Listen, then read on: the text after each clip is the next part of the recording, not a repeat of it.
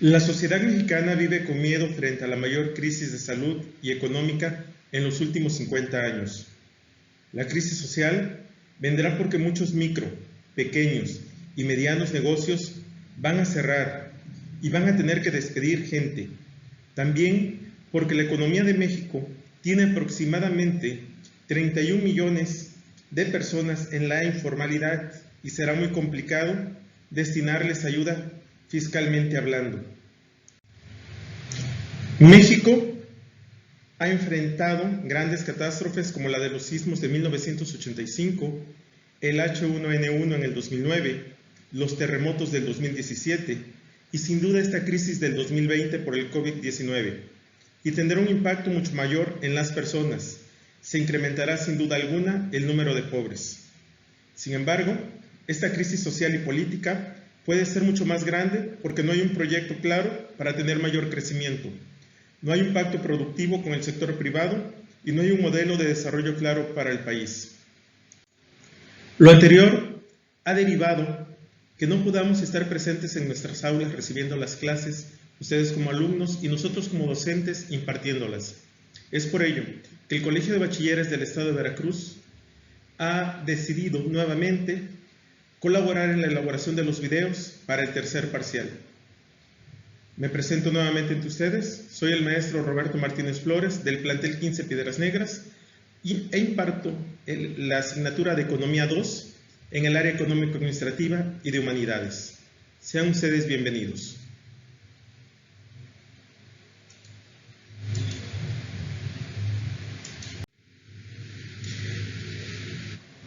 En esta ocasión van a ser dos videos. En este video 1 trabajaremos el bloque 3, Políticas Económicas. El tema principal es el modelo económico keynesiano y monetarista.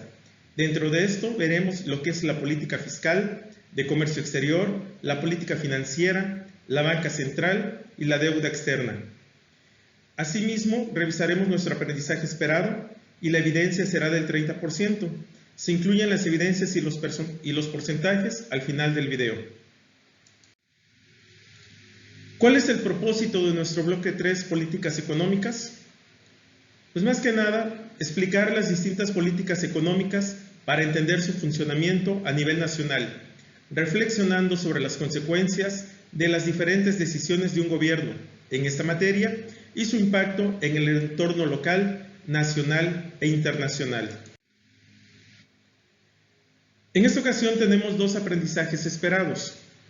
El primero de ellos, y que veremos en este video, es discute las políticas económicas actuales, comprobando los modelos keynesiano y monetarista para analizar las políticas de su contexto económico, favoreciendo la aportación de ideas en la solución de problemas, promoviendo su creatividad.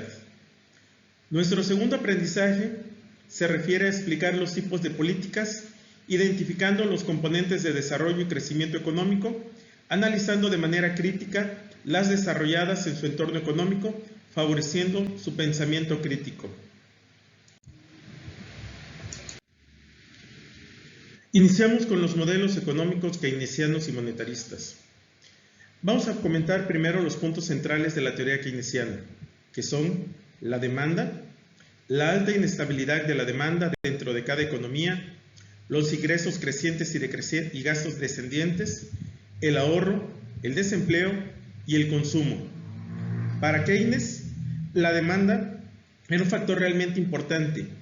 Es indispensable en la economía de cada mercado.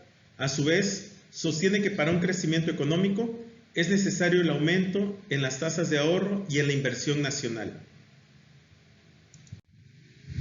Los puntos centrales de la teoría monetarista, en cambio, se refieren al valor utilidad marginal, el trabajo, el papel dinero, la estabilidad económica, la inflación, la demanda total del dinero y la teoría monetaria. Evitar la retención monetaria, ya que esta es la causa de una crisis económica. El monetarismo es la teoría que parte del conocimiento keynesiano, donde el dinero juega un papel predominante y muy importante de la política económica. ¿Cuáles son los principales aportes de la teoría keynesiana? Para Keynes, con su teoría general de la ocupación, el interés y el dinero de una transformación a la economía en Europa, cuando ya se anunciaba la caída del capitalismo. Cuando cada vez la economía decrecía, Keynes, con su teoría, logró grandes cambios. Tenía la cura del problema que estaba ocurriendo sobre la economía, que no se estaba aplicando de buena manera para el bienestar tanto del Estado como de las personas de la sociedad, las empresas, para todo un país y hasta el mundo. En su teoría, presenta el desplazamiento desde la estabilización de los precios como el objetivo de la política pública a la estabilización de la renta y del empleo a altos niveles. Keynes aportó un modelo macroeconómico que explica cómo está determinada la renta y el empleo en una economía moderna. Primeramente, quería ver cómo es que estaba la economía y que vieran ese punto de partida para mejorarla. También se debía considerar que tanto el empleo como la renta global deben estar identificadas a partir de la cantidad de la demanda que existe.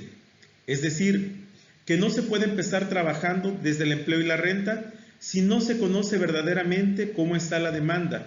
Y para que esto se logre, se necesita y se requiere que el ahorro se invierta también contando con el Estado para que se logren mejores ingresos que no se pudieron lograr con lo privado. Esta teoría partía de la renta nacional, depende de la demanda, es decir, que se debe analizar cómo está la economía en el país para empezar a actuar en una transformación completa. Las teorías de Keynes empezaron a hacer ese modelo a seguir de los gobiernos no solo en Europa, sino en todo el mundo, ya que daban ese resultado que querían en la economía de sus países. Por otra parte, los aportes de la teoría monetarista.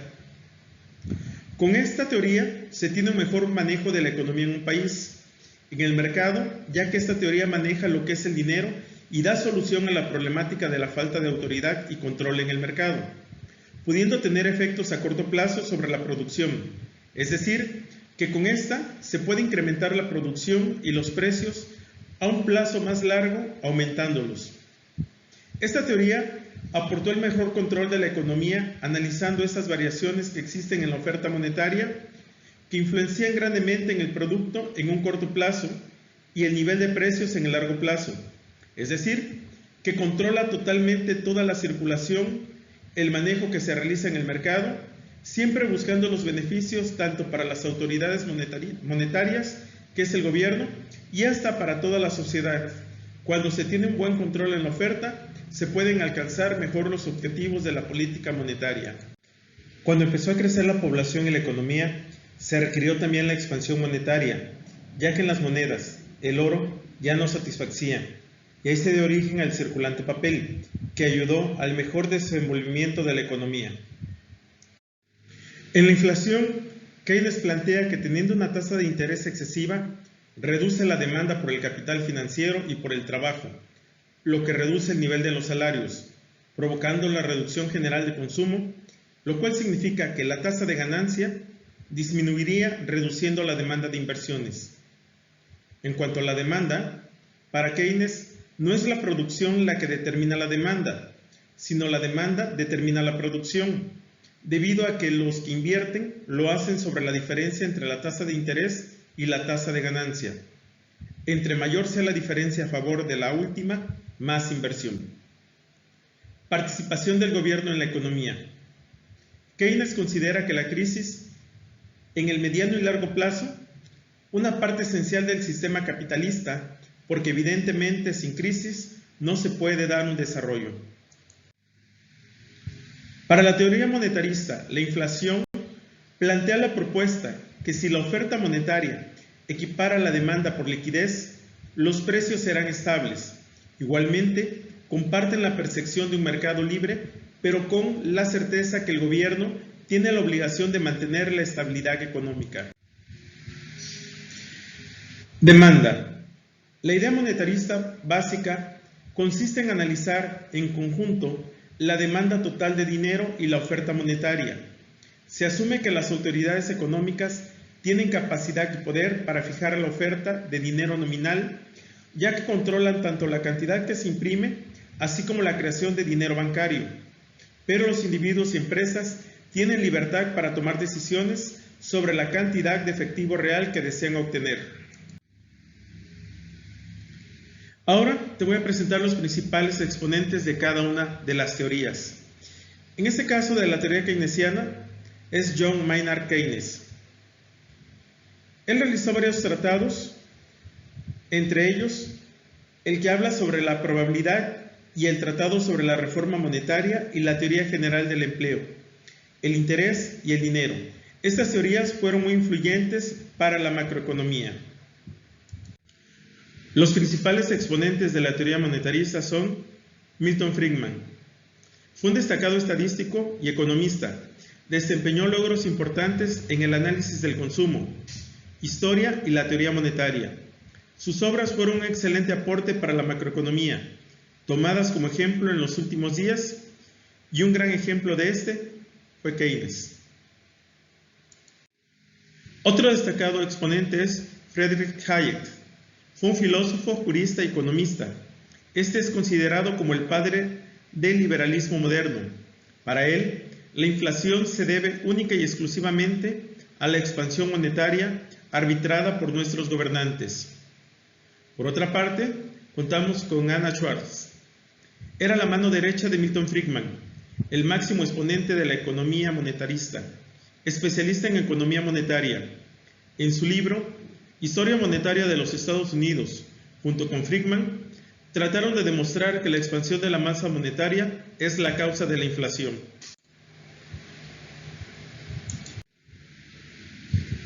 Ahora hablaremos un poco de lo que es la política económica.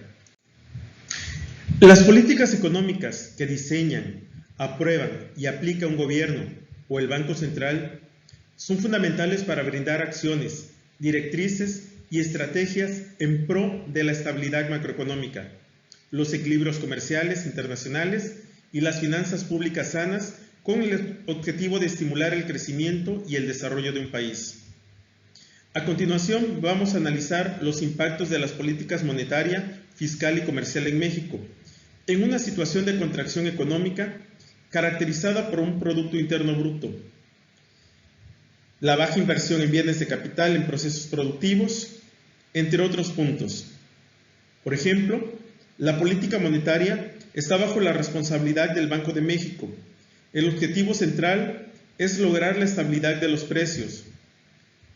Se ha caracterizado por ser expansiva para dinamizar el movimiento de dinero entre los agentes económicos por medio de los bancos y estimular la inversión y el consumo.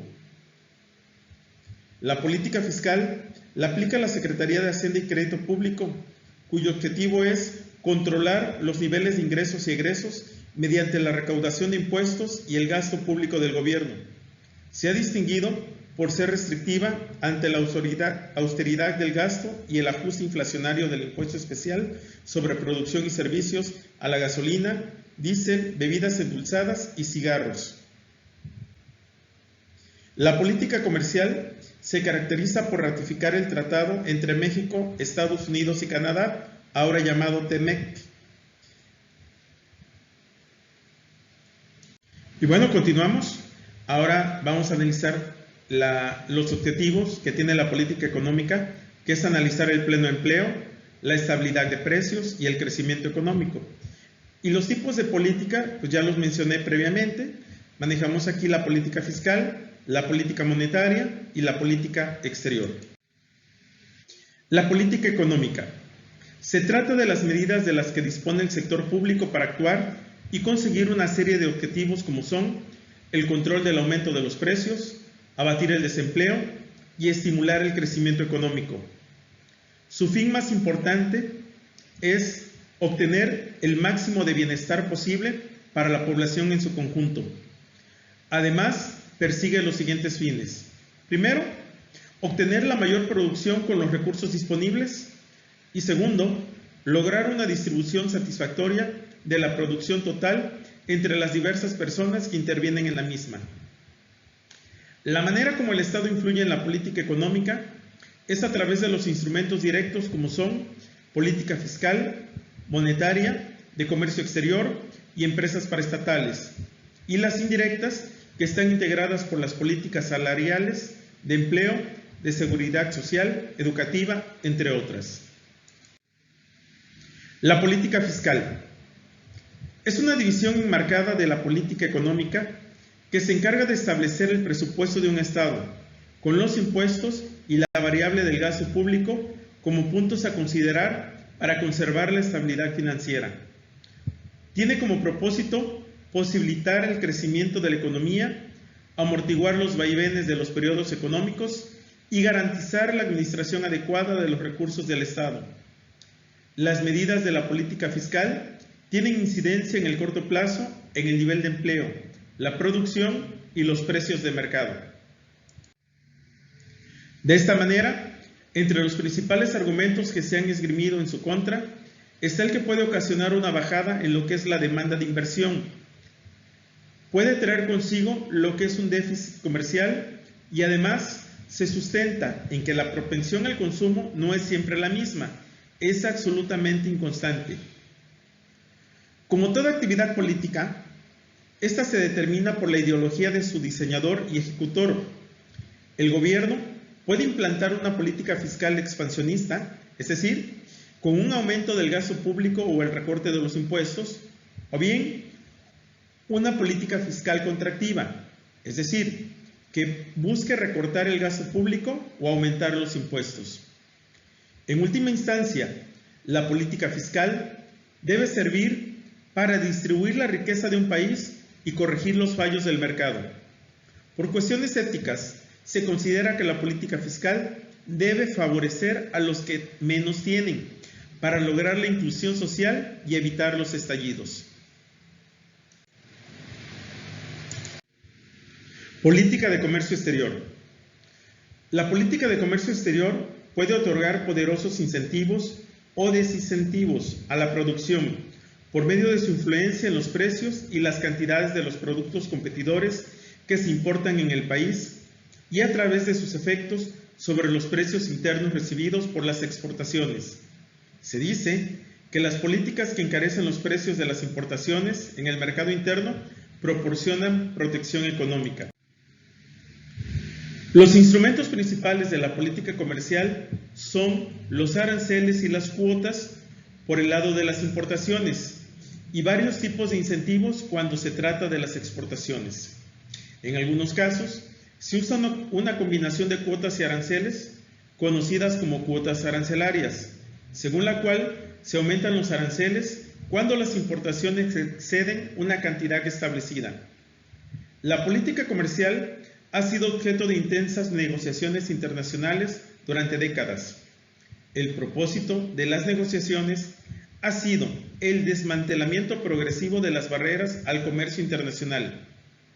Existe consenso en que los aranceles elevados no solo estimulan medidas de represalia de parte de los socios comerciales, sino que también conducen a ineficiencias en la estructura productiva del propio país, al quitar la presión para incrementar la productividad y reasignar los recursos productivos a ramas o productos más competitivos.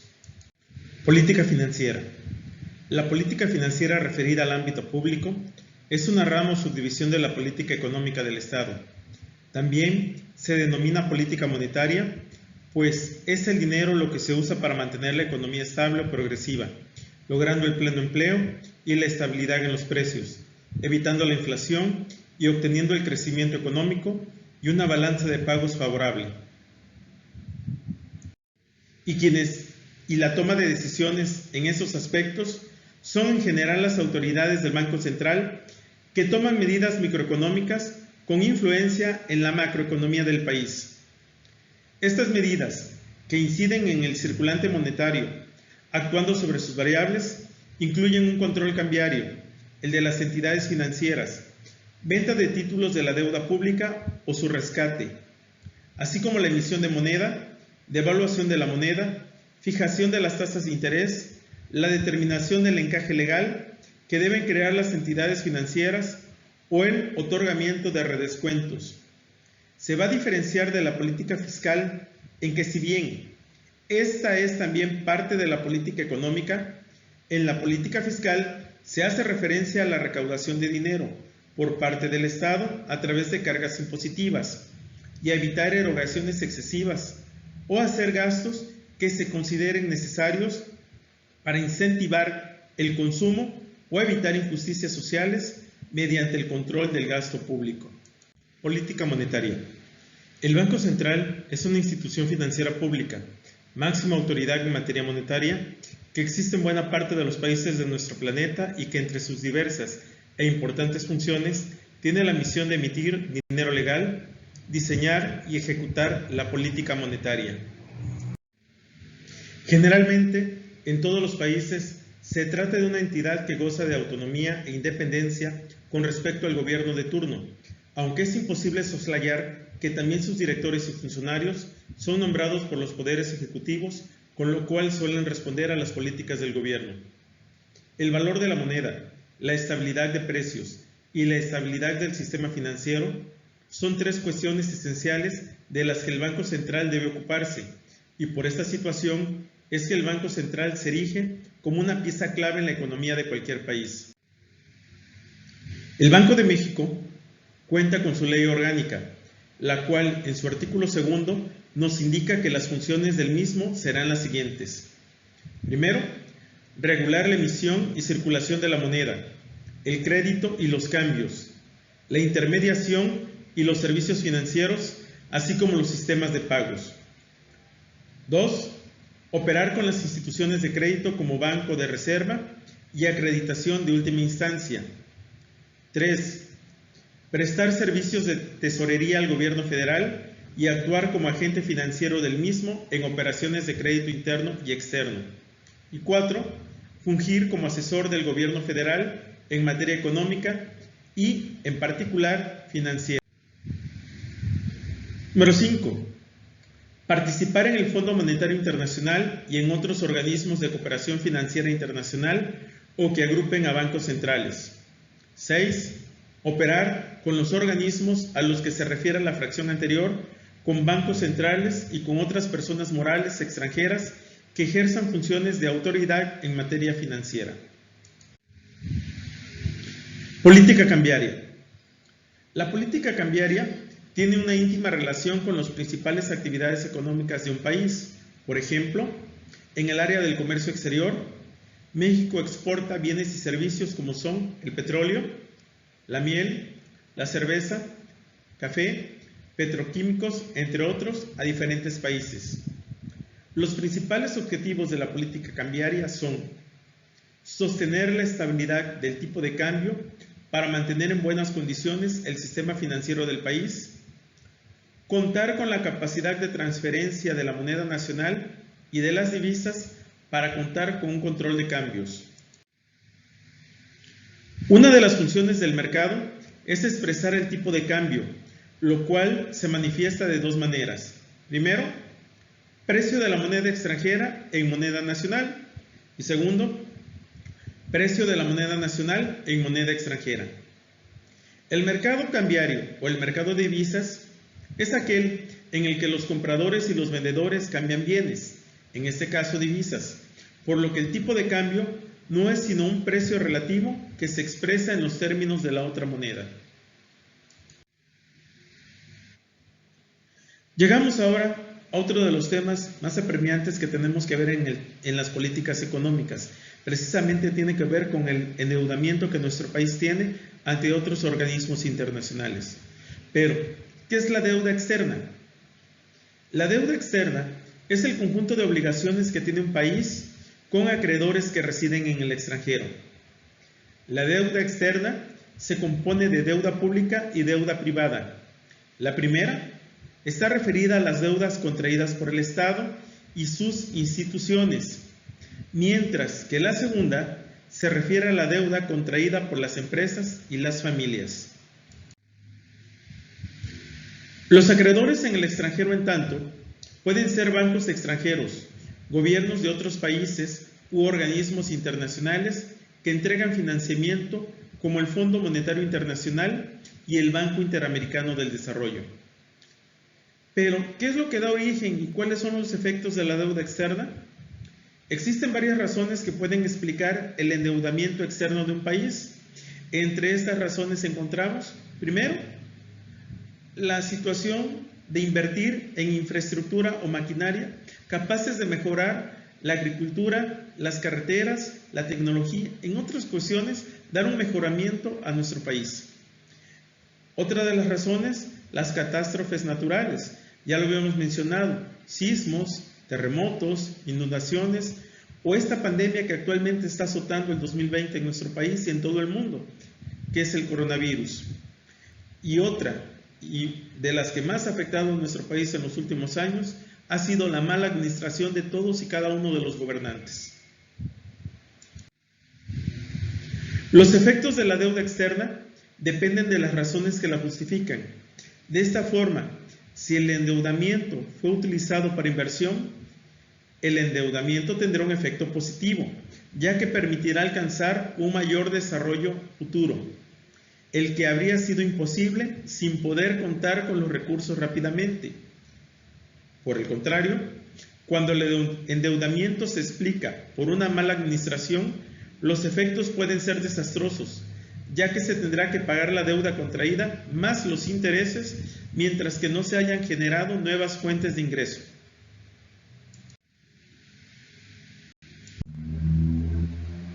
Concluyo esta parte diciendo lo siguiente. Para lograr la recuperación de la economía mexicana, se debe estimular el consumo, la inversión privada, el gasto público y las exportaciones netas. Por tanto, la importancia de impulsar la baja de las tasas de interés reales, un tipo de cambio competitivo, mayor gasto en obras de infraestructura coordinado con la inversión de los particulares, es la intervención que nuestro gobierno debe de tener en política económica. Este parcial tiene un valor de 30%. Dada la situación que estamos viviendo, por esta única ocasión, en el Colegio de Bachilleres del Estado de Veracruz no se va a llevar efecto el examen del tercer parcial. Por lo tanto, su porcentaje es asignado a las dos evidencias en las que va a constar la forma de evaluar de este parcial. En esta evidencia te dejo la primera que corresponde a este video. Vas a elaborar un video de noticias de política económica, en donde efectúes un análisis de cada política económica, el cual debe ser congruente, reflexionando sobre las consecuencias de las diferentes decisiones del gobierno y su impacto en el entorno.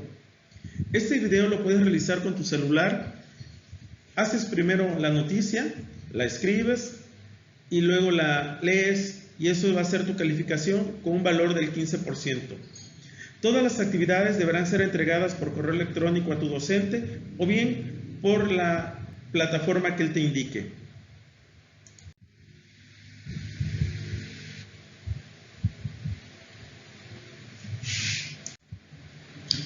Te voy a dar a conocer los indicadores a evaluar, así como los niveles de desempeño. Para esta primera evidencia, el indicador a evaluar número 1 tiene que ver con las políticas económicas. Su valor, muy adecuado, da la totalidad del 15%. Si el video de noticias contiene información relativa a todas las políticas económicas, 6%. Un nivel adecuado del 10%. Si el video contiene al menos 3 noticias relativas a las políticas económicas, será del 4%. Y si el video contiene al menos 2 noticias relativas a las políticas económicas, 2%. El segundo indicador a evaluar es el análisis. El análisis de cada política económica fue congruente, reflexionando sobre las consecuencias de las diferentes decisiones del gobierno y su impacto en el entorno, 6%. Si el análisis de al menos 3 políticas económicas fue congruente y reflexionaste sobre las consecuencias de las diferentes decisiones del gobierno y su impacto en el entorno, 4%. Si el análisis lo haces de al menos 2 políticas económicas y fue congruente, reflexionando sobre las consecuencias de las diferentes decisiones del gobierno y su impacto en el entorno, 2%. La presentación. ¿Se presenta el video de política económica en tiempo y forma? 3%. Si lo presentas el video de política económica un día después de lo establecido, 2%. Y si lo presentas 2 días después de lo solicitado, 1%. Como podrás darte cuenta, si obtienes el valor muy adecuado en los 3 indicadores a evaluar, tendrás el 15% o un 10% si es adecuado, y si no es adecuado, tu calificación será de un 5% en esta primera evidencia.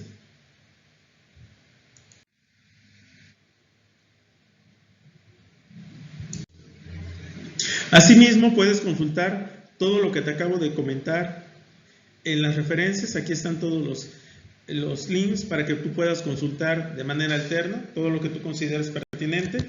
Y con esto, bueno, te puedas apoyar más en la resolución de esta primera parte del bloque 3. Como siempre, te repito mi nombre. Soy el maestro Roberto Martínez Flores. Trabajo en el plantel 15 Piedras Negras. Y es un gusto estar colaborando con todos y cada uno de los alumnos del área económico-administrativa y de humanidades de los 71 planteles que integran el Colegio de Bachilleres del Estado de Veracruz.